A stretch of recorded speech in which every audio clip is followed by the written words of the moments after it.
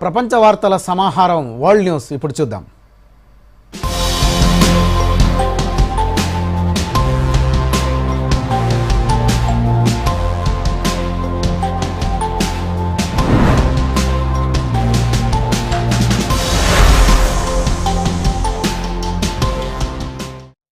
శ్రీలంక అధ్యక్షుడు అనుర కుమార ఆహ్వానం మేరకు ప్రధాని నరేంద్ర మోదీ ఆ దేశంలో 3 రోజులు పర్యటించారు. ఈ సందర్భంగా ఇరు దేశాల మధ్య ద్వైపాక్షిక అంశాలపై చర్చలు జరిగాయి. అలాగే భారత్లో శ్రీలంక పలు రంగాల్లో ఒప్పందాలు కుదుర్చుకుంది. ప్రధాని నరేంద్ర మోదీ శ్రీలంక మిత్ర విభూషణ పురస్కారాన్ని అందుకున్నారు.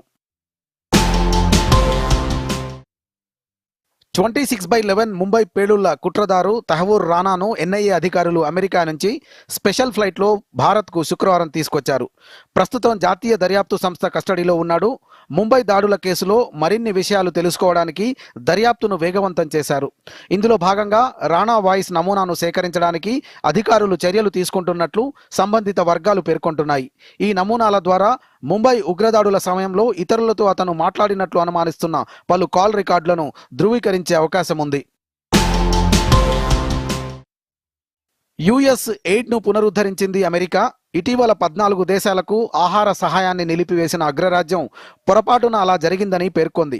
ప్రపంచ ఆహార కార్యక్రమానికి సంబంధించిన మానవతా సహాయ ఒప్పందాలను పునరుద్ధరించిందని అంతర్జాతీయ మీడియా కథనాలు పేర్కొన్నాయి. అయితే ఏ దేశాల్లోకి వెళ్తున్న సహాయం విషయంలో ఈ నిర్ణయం తీసుకున్నారో త్వరలో తెలియజేయనుంది. ప్రధాని నరేంద్ర మోదీ 5 ఏళ్ల తర్వాత రష్యాలో పర్యటించనున్నారు. మే 9న రష్యా విక్టరీ డే పరేడ్ వేడుకల్లో పాల్గొనాలని ప్రధాని నరేంద్ర మోదీని ఆహ్వానించింది. రెండో ప్రపంచ యుద్ధంలో జర్మనీపై సాధించిన విజయానికి గుర్తుగా ప్రతి ఏటా మే 9న విక్టరీ డేను నిర్వహిస్తున్నది. జర్మనీపై గెలుపొంది ఈ ఏడాదికి 80 ఏళ్లు పూర్తయిన సందర్భంగా ఈసారి వేడుకలను ఘనంగా నిర్వహించేందుకు ఏర్పాట్లు చేస్తున్నది. అందులో భాగంగానే మోదీతో పాటు తమ మిత్రదేశాలన్నింటికీ ఇప్పటికే ఆహ్వానం పంపినట్లు Russia deputy foreign minister Andrei Rudenko పేర్కొన్నారు. భారత్ సహా 14 దేశాలకు వీసాల జారీని సౌదీ తాత్కాలికంగా నిలిపివేసింది. ఉమ్రా, బిజినెస్, ఫ్యామిలీ విజిట్ వీసాలపై నిషేధం విధిస్తున్నట్లు ప్రకటించింది.